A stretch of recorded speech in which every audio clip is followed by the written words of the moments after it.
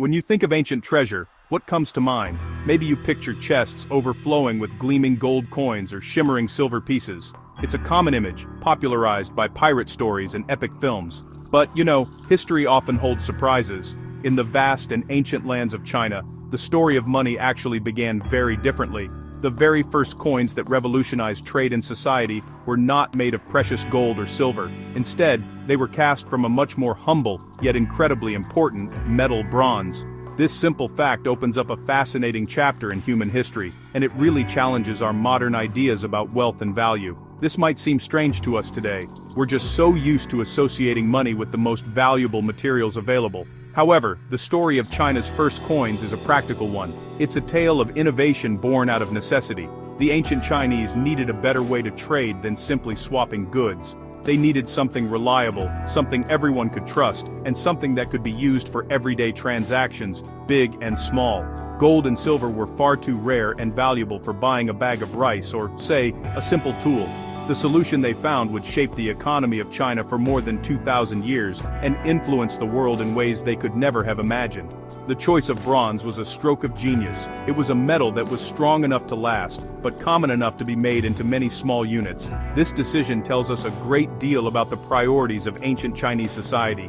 They weren't trying to create a currency for kings and emperors alone. They were creating a system for the people, for farmers, merchants, and artisans.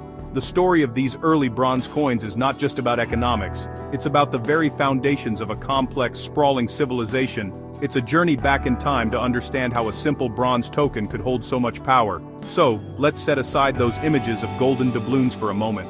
Instead, let's travel back in time to ancient China, to a world on the cusp of a great change. We will explore a time before coins, see how the first unusual shapes of money came to be, and uncover why a simple bronze coin would become one of the most enduring and influential inventions in history. This is the story of how a common metal became the lifeblood of an empire, connecting millions of people and laying the groundwork for a modern economy. It's a story that is, in many ways, more compelling than any tale of buried pirate treasure. Before the invention of coins, life in ancient China was very different. Just imagine you are a farmer who has just harvested a large crop of rice. You have more rice than your family can eat, but you need a new pot for cooking and some cloth to make new clothes. So, how would you get these things? You couldn't just go to a shop and pay for them. Instead, you would have to find someone who had a pot or some cloth and was willing to trade it for your rice. This system is called barter, the direct exchange of goods and services without using money. It was the original form of commerce, used by people all over the world for thousands of years. This system of bartering worked, but honestly, it was not very efficient. It had a major problem known as the double coincidence of wants. This means that for a trade to happen, you had to find someone who not only had what you wanted, but also wanted what you had. The potter might not need any rice, maybe he wanted some fish instead. You would then have to find a fisherman willing to trade his fish for your rice, and only then could you go back to the potter to make the exchange. This could be a very complicated and time-consuming process, making trade difficult and limiting economic growth. As Chinese society grew more complex, especially during the Shang and early Zhou dynasties, the limitations of barter became more obvious. Towns and cities were growing and people were specializing in different crafts. There were farmers, potters, weavers, and metalworkers. This specialization was good for society, but it made trade even more important and even more complicated. People needed a more convenient way to exchange value. They needed something that everyone agreed was valuable, something that could act as a go-between in any trade. This need for a better system sparked a search for a new solution. The first step away from pure barter involved using certain goods as a kind of early money. These were called commodity currencies. In ancient China, one of the most important and widely accepted commodities was the cowrie shell. These small, beautiful shells were brought all the way from the seas in the south. They were durable, easy to carry, and difficult to fake, which made them useful as a medium of exchange. However, as the economy grew, there just weren't enough cowrie shells to go around. A new, more readily available standard of value was needed, setting the stage for one of history's great financial inventions. The great breakthrough came during the Zhou dynasty, a long and transformative period in Chinese history that began around 1046 BC. As the population grew and trade expanded, the need for a more practical form of currency became urgent. The Chinese, ever the pragmatists, looked to the world around them for inspiration. They decided to create metal objects that had a guaranteed value, and their first designs were based on items that were already considered valuable in their society: tools and weapons. This was a logical step. If a real knife or a real spade had value, then a small metal replica of it could represent that value. And so, the first coins of China were born, and they looked nothing like the round coins we use today. In some regions, small bronze replicas of knives began to circulate. These are known today as knife money. They had a long blade shape and a ring or hole at the end of the handle, making them easy to string together. In other parts of the country, particularly in the agricultural heartlands, another shape became popular: spade money. These were bronze miniatures of the spades or hoes used by farmers. They were a clear and direct symbol of agricultural wealth and productivity, something everyone could understand. These early tool-shaped coins were a brilliant innovation. They solved many of the problems of the barter system. They were made of a durable metal, bronze, so they wouldn't spoil like rice or break like a pot. Their value was based on their weight and the metal they contained, which was more consistent than the value of a cowrie shell or a bundle of silk. Furthermore, they were issued by local authorities, which gave them a level of trust. A merchant could accept a piece of spade money knowing that others would also accept it from him in the future, making trade smoother and more predictable than ever before. However, this new system was not perfect. While it was a huge improvement on barter, it had its own set of challenges. One of the biggest problems was a lack of standardization. Different states and even different cities produced their own versions of knife and spade money. They varied in size, weight, and quality. A knife coin from the state of Qi might not be accepted in the state of Zhao, or it might be valued differently. These oddly shaped coins were also bulky and sometimes had sharp edges, making them inconvenient to carry. The era of the tool coin was a vital step, but the journey towards a truly universal currency was not yet complete. The choice of bronze for these first coins was not accidental. It was a deliberate and intelligent decision. One might wonder why the ancient Chinese didn't use gold or silver, the metals we so often associate with wealth. The answer lies in practicality. Gold and silver were indeed known and highly valued in ancient China, but they were extremely rare. They were used to create beautiful objects for the king, nobles, and wealthy elites. Their scarcity made them symbols of ultimate power and luxury, but it also made them completely unsuitable for everyday money. You couldn't use a piece of gold to buy a loaf of bread, it was simply worth too much. Bronze, on the other hand, was the perfect middle ground material. It is an alloy, a metal made by combining copper with other elements, usually tin. This combination made it much stronger and more durable than pure copper. A bronze coin would not easily bend or break and could survive being passed from hand to hand for many years. This durability was essential for a currency that needed to circulate widely and last a long time.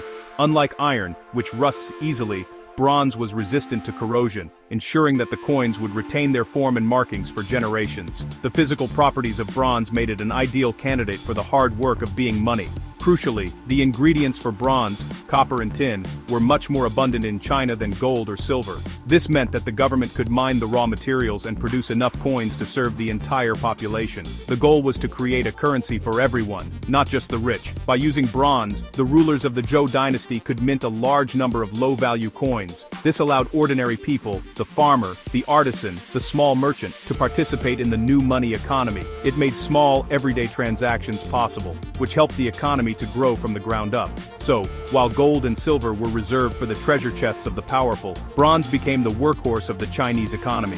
It was affordable enough to produce in vast quantities, strong enough to withstand daily use, and common enough to be trusted by millions. This practical choice had a profound impact. It democratized trade, allowing people from all walks of life to buy and sell with greater freedom and efficiency. The decision to use bronze was not about creating a symbol of immense wealth, but about building a functional and inclusive economic system. It was a choice that valued utility over luxury, and it laid the foundation for centuries of economic stability and growth. For centuries, the various states of China used their own distinctive knife and spade money. This created a confusing and inefficient system that hindered trade between different regions. This all changed in 221 BC, a pivotal year in world history. This was the year that the formidable state of Qin, led by its powerful ruler, Ying Zheng, conquered all its rivals and unified China for the first time. Ying Zheng declared himself Qin Shi Huang, the first emperor. He was a ruthless but brilliant reformer who understood that to control a vast empire, you needed to standardize everything: weights and measures, the writing system, the width of roads, and, most importantly, the money.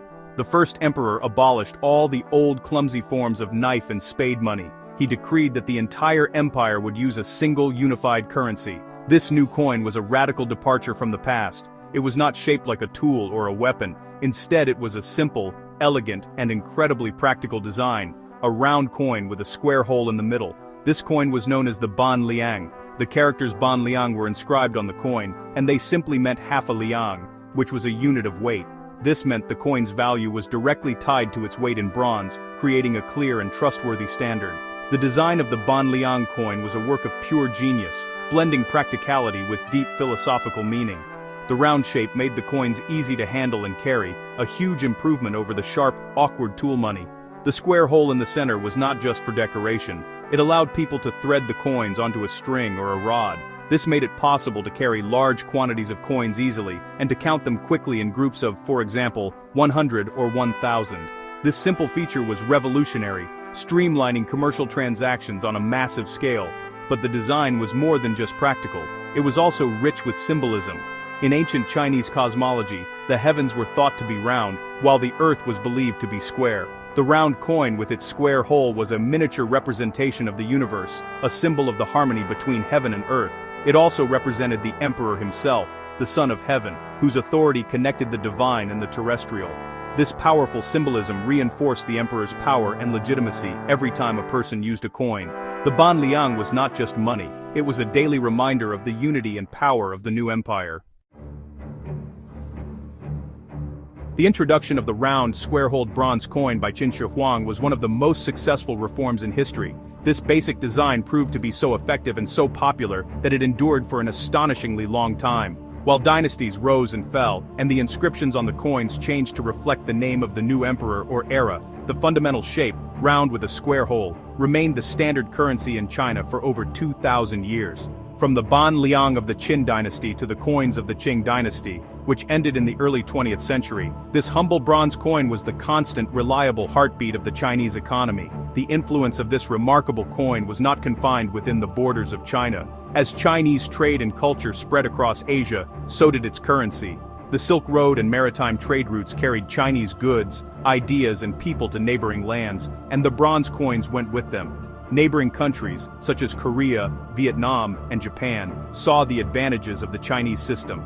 They began to adopt it, casting their own bronze coins in the same round shape with a square hole. For centuries, this type of coin, known as cash, became the international currency of East Asia, facilitating trade and cultural exchange across the region. Today, these ancient bronze coins are no longer used to buy goods in the marketplace. The last ones were minted over a century ago. However, their story is far from over. They have taken on a new life as prized collectibles and important historical artifacts. Archaeologists and historians study them to learn about ancient economies, trade routes, and political changes. Coin collectors, known as numismatists, treasure them for their history and beauty.